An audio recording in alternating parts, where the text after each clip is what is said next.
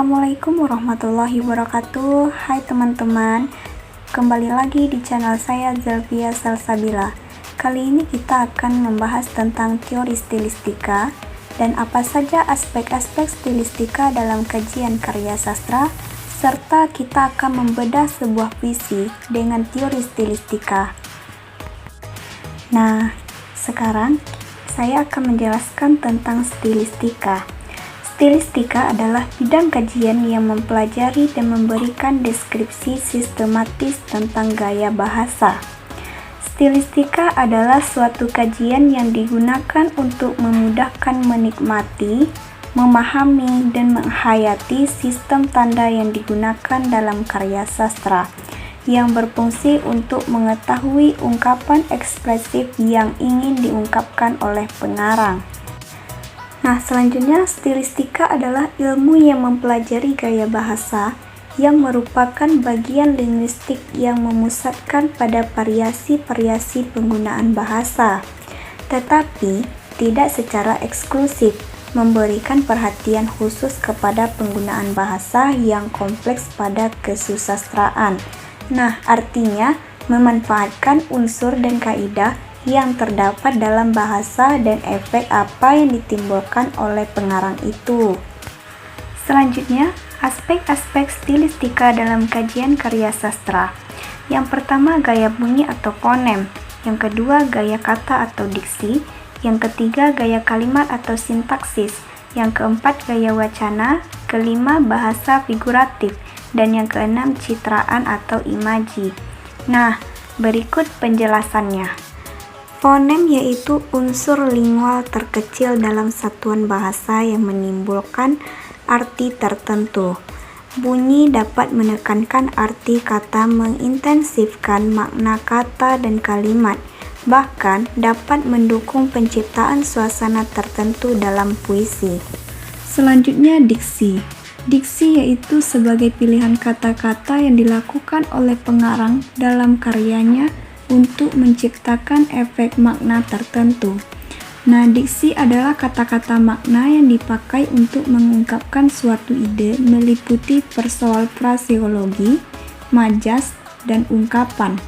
Kata adalah satuan bahasa yang paling kecil yang merupakan lambang bahasa bersifat mandiri secara bentuk dan makna. Sintaksis yaitu penggunaan suatu kalimat untuk memperoleh efek tertentu. Misalnya, inverse, gaya kalimat tanya, perintah, dan elips. Sebuah pesan atau gagasan diungkapkan ke dalam berbagai bentuk kalimat berbeda-beda struktur dan kosakatanya. Selanjutnya, gaya wacana. Menurut Kridak Laksana 1988, halaman 179, wacana adalah satuan bahasa terlengkap yang memiliki hierarki tertinggi dalam gramatika. Gaya wacana dalam sastra adalah gaya wacana dengan pemanfaatan sarana retorika seperti repetisi, paralelisme, klimaks, antiklimaks, dan hiperbola, serta campur kode dan alih kode. Gaya wacana adalah gaya bahasa dengan penggunaan lebih dari satu kalimat, kombinasi kalimat, baik dalam prosa maupun puisi. Bahasa figuratif merupakan cara pengarang dalam memanfaatkan bahasa untuk memperoleh efek estetis dengan pengungkapan gagasan secara khas yang menyaran pada makna literal. Bahasa figuratif dalam penelitian stilistika karya sastra mencakup majas, idiom, dan peribahasa. Bahasa kias pada dasarnya digunakan oleh sastrawan untuk memperoleh dan menciptakan citraan. Nah, yang terakhir adalah citraan. Citraan dalam karya sastra berperan penting untuk menimbulkan pembayangan imajinatif, membentuk gambaran mental, dan membangkitkan pengalaman tertentu pada pembaca. Nah, pada kesempatan kali ini kita akan membahas bagaimana penerapannya dalam sebuah karya sastra dalam puisi Bumi karya Andita P. Berikut puisinya. Bumi karya Andita. Langkah demi langkah menginjakkan kaki ke bumi, bumi, ya bumi, di saat orang-orang berada di atasnya. Dia tak pernah mengeluh. Kita tak pernah tahu apa yang dirasakannya. Kita berjalan angkuh di atasnya. Orang-orang mengubah bumi menjadi lautan api, tertindih, termaki, tersakiti. Jika bumi bisa berbicara, ia akan mengeluh dan merintih, walau tak terdengar oleh hati yang tuli. Dalam puisi tersebut terdapat gaya bunyi atau fonem. Pada bait pertama terdiri atas 2 baris. Keseluruhan bait tersebut didominasi oleh bunyi vokal A. Bait pertama yaitu langkah demi langkah menginjakkan kaki ke bumi. Nah, itu terdapat vokal A.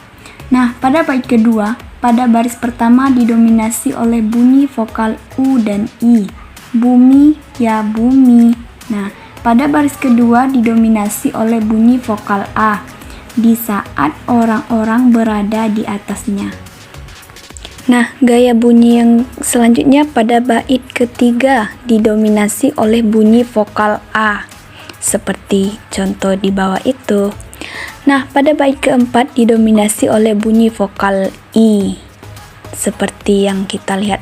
Jadi, pemberdayaan gaya bunyi dengan adanya kombinasi bunyi dan rima pada puisi tersebut berhasil menciptakan atau menimbulkan suasana efek estetis. Nah, selanjutnya gaya bahasa yang terdapat dalam puisi yaitu gaya kalimat. Terdapat beberapa tanda baca dalam puisi bumi, seperti tanda seru, tanda tanya, yaitu bumi, ya bumi. Pada puisi bumi terdapat citraan. Citraan itu terbagi menjadi 2, imaji visual dengan imaji kinestetik. Nah, imaji visual merupakan imaji yang ada dalam puisi menggambarkan atau melukiskan suatu gambaran keadaan. Pada puisi bumi terdapat pada bait keempat, pada baris pertama dan kedua, yaitu orang-orang mengubah bumi menjadi lautan api. Nah, citraan yang kedua yaitu imaji kinestetik, yaitu citraan gerak untuk menghidupkan gambaran dalam puisi dengan objek benda mati yang seolah dapat bergerak seperti manusia. Pada puisi bumi terdapat pada bait pertama, pada baris pertama dan kedua, yaitu langkah demi langkah menginjakkan kaki ke bumi. Selanjutnya, pada puisi bumi terdapat beberapa majas. Yang pertama, majas personifikasi, yaitu majas yang membandingkan manusia dan benda mati. Dalam puisi terdapat pada kata ia akan mengeluh dan merintih. Nah, di mana diperlihatkan bumi itu akan mengeluh dan merintih, yang dimana bumi adalah planet yang tidak punya perasaan dan perasaan itu hanya dimiliki oleh manusia. Selanjutnya, majas metafora, yaitu membandingkan 2 objek yang berbeda namun melihat sifat yang serupa. Pada puisi bumi terdapat pada bait keempat yaitu termaki, tersakiti, di mana kata termaki dan tersakiti objek yang berbeda namun memilih sifat yang serupa, di mana jika dia termaki sudah pasti tersakiti, dan jika dia tersakiti bisa disebabkan oleh makian atau hal yang berkaitan dengan itu. Yang terakhir yaitu majas ironi, yaitu majas yang memakai kata-kata yang bertentangan dengan fakta atau kenyataan yang ada. Pada puisi bumi terdapat pada orang-orang mengubah bumi menjadi lautan api. Nah, pada kata itu terlihat seperti kata-kata biasa, namun ini merupakan sindiran halus yang dimana memiliki maksud manusia perlahan merusak bumi dengan mencemari dan mengacaukan ekosistem yang ada di bumi, sehingga terjadi pemanasan global. Nah, itulah yang terdapat beberapa aspek dalam puisi bumi. Sampai jumpa di video selanjutnya ya.